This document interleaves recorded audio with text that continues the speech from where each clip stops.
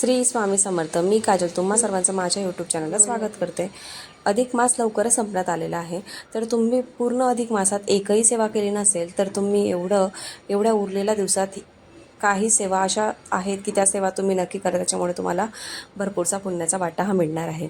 पुढच्या 3 वर्षानंतर ही संधी तुम्हाला मिळणार आहे. कोणालाही या बाकीच्या दिवसात 15-16 दिवसात वेळ मिळाला नसेल, काही अडचणी आल्या असतील, तुम्ही बाहेर गावी गेलेले असतील, काही ना काही प्रत्येकाच्या आयुष्यात काही ना काही प्रॉब्लेम्स असतात. कोणी जॉब करतं तर त्याला भरपूर असा वेळ देता येत नाही. तर तुम्ही या उरलेल्या दिवसात कोणत्या गोष्टी कराव्यात हे मी तुम्हाला आज सांगणार आहे. तर 7 जूनला सप्तमी आहे, 8 जूनला कलाष्टमी आहे आणि 11 जूनला कमला एकादशी आहे, 12 जूनला प्रदोष आहे आणि 13 जूनला शिवरात्री आहे आणि 14 जूनला ही दर्श अमावस्या आहे. म्हणजे दर्श अमावस्याही सुरू होत आहे आणि 15 जूनलाही संपत आहे. म्हणजे 15 जूनपर्यंत 15 जूनलाही आपला धुंडाचा महिना संपणार आहे. शिवरात्री आणि प्रदोष हे चांगले शुभ दिवस आता पुढे येणारच आहेत.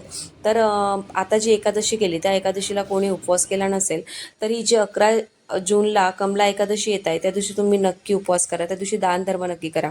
13 महिन्यानंतर अधिक मासात 33 महिन्यानंतर म्हणजे 33 महिन्यानंतर म्हणजे 3 वर्षानंतर तुम्हाला ही संधी मिळणार आहे. म्हणून तुम्ही या अधिक मासातील एकही उपवासाला सोडू नका. म्हणून तुम्ही 11 जूनला एकादशीला नक्की उपवास करा. त्या दिवशी पारायण करू शकतात, मंत्र जाप करू शकतात, नंतर विष्णूंच्या मूर्तीचा अभिषेकही करू शकतात. तसेच संक्षिप्त श्रीमद भगवद्गीतेचं पारायणही करू शकतात.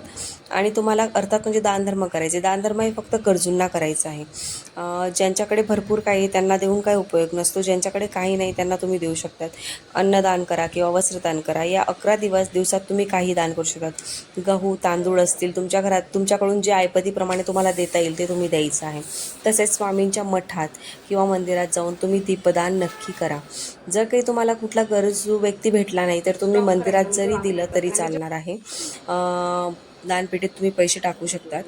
तर मंदिरात जाऊन किंवा मठात जाऊन तुम्ही दीपदान करायचं. म्हणजे दीप तिथे प्रज्वलित करायचं आहे. 33 वातींचं दीपदान करायचं आहे तुम्हाला. तर तो दिवा तिथेच ठेवून यायचं. तो दिवा परत घरी आणायचा नाही आहे. समजा तुमच्या घराच्या जवळपास मंदिर वगैरे नसेल तर तुम्ही तुळशीजवळ किंवा देवघरातही तुम्ही तुमच्या घरातील तुळशीजवळ किंवा देवघराजवळही तुम्ही हे दीपदान करू शकतात.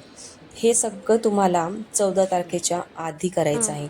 तर महाराजांची सेवाही तुम्ही आता करू शकता. दत्त महाराजांची सेवा करण्यासाठी तुम्ही 14 तारखेपर्यंत आधी 7 दिवसाचं पारायणही तुम्ही करू शकतात. नवनाथ ग्रंथाचं पारायण करू शकतात. संक्षिप्त गुरुचरित्राचं पारायण करू शकतात. गुरुचरित्रातील ग्रंथ जे 14वा आणि 18वा अध्याय जो आहे 14वा आणि 18वा अध्यायाचं रोज तुम्ही वाचन करू शकतात. त्याचे फक्त तुम्ही नॉनव्हेज खायचं नाही आणि परअन्न वर्ज्य आहे. बाकी तुम्ही काहीही करू शकता. तर 14 आणि 18व्या अध्यायाचं रोज पठण करायचं आहे. आणि जर काही तुमच्यावर प्रखर पितृदोष असेल तर संक्षिप्त श्रीमद भगवद्गीतेचं पारायण करायचं आहे. एका बैठकीत केलं तरी उत्तम, खूपच चांगली गोष्ट आहे. जर काही जमलं नाही तर तुम्ही 2 बैठकीत जरी पूर्ण केलं तरी चालेल. कारण की आपल्याला कुठल्याही स्त्रियांना हा माहेरचा आणि सासरचा दोघं पितृदोष हा लागू पडत असतो. त्यामुळे स्त्रियांनी ही सेवा नक्की करायची आहे. कारण की आपल्या नवऱ्याला जे असते ते फक्त तिकडचं पितृदोष लागू पडत असतं आणि आपल्याला दोघं साईडचं पितृदोष लागत असतं. म्हणून तुम्ही हे पारायण नक्की करा. तसेच विष्णू सहस्त्रनामस्तोत्राचं पठण करायचं आहे. दिवसातून एकदा तरी पठण करा. त्याच्यामुळे तुमच्या ज्या अशक्य गोष्टी असतील त्याही शक्य होतील. आणि 1000 वेळा नावाचं पठण करायचं आहे. 1000 नावांचं पठण करायचं. त्यात एकूण 1000 ओळी आहेत.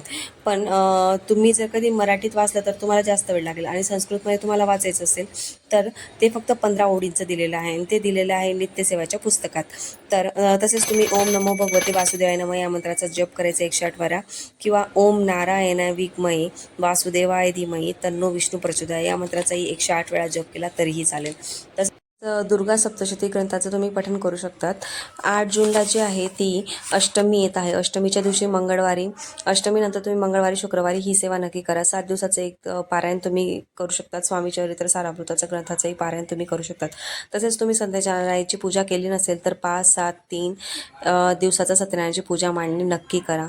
प्रसाद करा, नैवेद्य दाखवा. अशा पद्धतीने तुम्ही ही सेवा नक्की करा. जर तुमचं पूर्ण महिनाभर जरी जमलं नाही, या 2-3 दिवसात जरी तुम्ही ही सेवा केली तरीही चालणार आहे. आवर्जून ही सेवा करा. श्री स्वामी समर्थ. अजून अशा व्हिडिओसाठी व्हिडिओला लाईक करा, शेअर करा.